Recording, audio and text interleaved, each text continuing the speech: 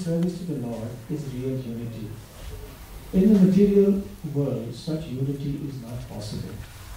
Even though people may officially unite, they all have different interests.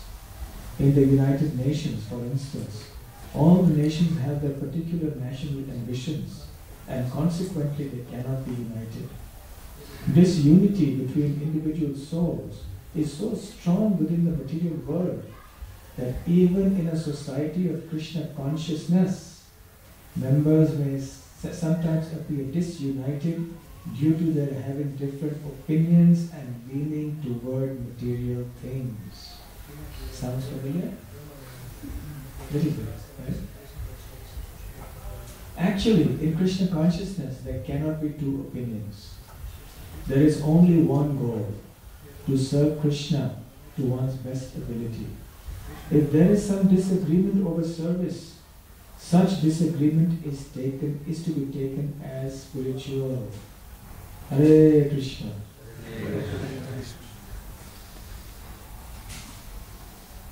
Those who are actually engaged in the service of the Supreme Personality of Godhead cannot be disunited in any circumstance. This makes the Supreme Personality of Godhead very happy and willing to award all kinds of benediction to his devotees, as indicated in this verse.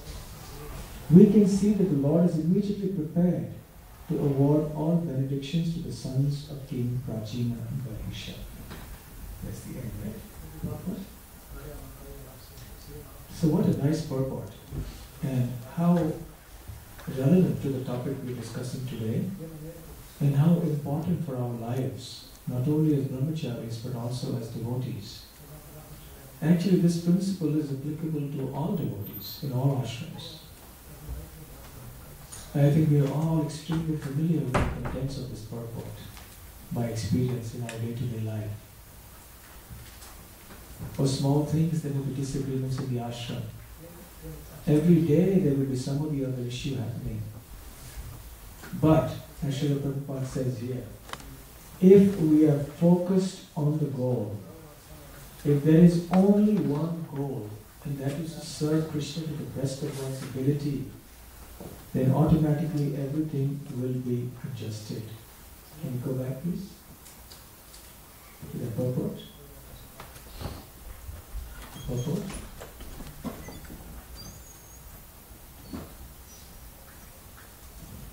Everything will automatically be adjusted. So therefore we can see from Prabhupada's purport here and from the lesson we learn from the Prachita's story is how important it is to be Krishna conscious in order to be united and loving and having friendly relations with each other. On the material platform, as Prabhupada is explaining, everyone has a separate interest. In the third canto of the Srimad Bhagavatam, it is called Prithak Bhavan or Bhinna Drik, separate interest from that of the Lord. And because each one is selfishly motivated in different ways, whether subtle or gross, there cannot be any real unity or real friendship. Someone is a friend today, are friends today and become enemies, bitter enemies tomorrow, because their individual interests clash for some reason. But if our interests are only the interests of Krishna in every respect, then even if there are disagreements that have to do with the nature of this world, the sheer existence of this world somehow creates disagreements, even then we should consider these things as spiritual. We shouldn't take them very seriously and brood over them too much and somewhat adversely affect our consciousness. No. These things get over. Just like little children. Have you seen little children? If you observe them, you'll see when they quarrel with each other, when they have a bitter fight, they will pull each other's hair, scratch each other, perhaps punch each other. I've personally seen this a couple of times. And then, after you've spoken to them, within 2 minutes they're embracing each other and almost forgotten and they're running away to play together again, as if nothing really happened.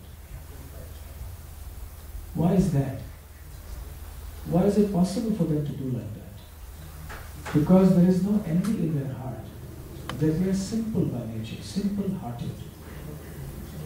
So, if as devotees, and particularly as brahmacharis, we can also be simple-hearted and free from envy, then even if there is some disagreement that is caused by providence or by the workings of the laws of material nature or whatever, then it will not cause a serious problem in the ashram. Brahmacharis may clash and disagree about something, but it's like a storm in a teacup and it all dies down eventually. If we remain focused on the goal. If we remain focused that our only goal is to serve Krishna to the best of our ability. We are all here only to serve Krishna and the Guru Parampara. We have no personal ambitions or goals. On this platform, loving exchanges with the devotees are possible. In fact, not just possible, it will be natural. It will naturally happen. But to the extent there is some defect in our Krishna consciousness, to the extent that there is some self-interest or some ego in the picture, to that degree, loving relationships will be difficult to have. So there's another verse that I would like to point out from the 7th canto, which in continuation of the present, we have the next verse, which will help us to see what kind of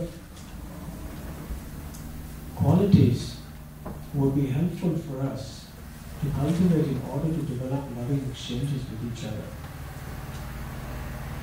This is the first verse of the 12th chapter of the 7th canto, in which Srila Narad Muni is talking about how a brahmachari should be. This is a very famous verse.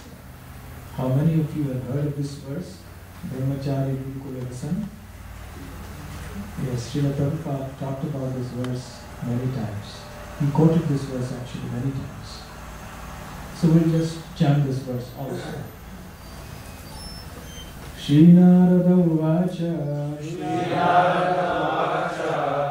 Brahmachari Gurukule Vasandanto Gurodhitam Acharandasa Vannicho Gurau Sudriha Sauhridaha Shri Narada Uvacha Brahmachari Gurukule Vasandanto Gurodhitam Acharandasa Vannicho Gurau Sudriha Sauhridaha. Please chant.